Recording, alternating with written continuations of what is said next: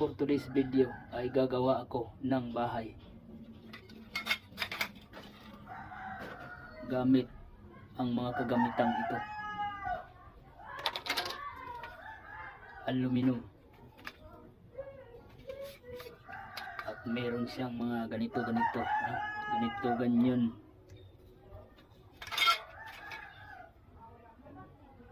Ang mahalaga, ang importante, so kini nakita rin dia sa likod, nakita ni Hilda. Muni nga nakoy idea nga maghimo kog balay nga ako ra gamit ang kini mga aluminum nga gagmay.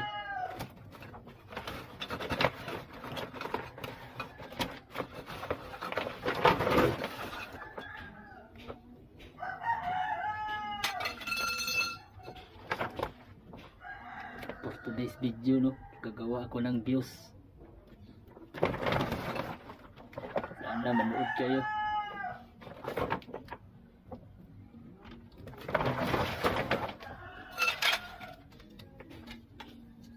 Tara, let's go.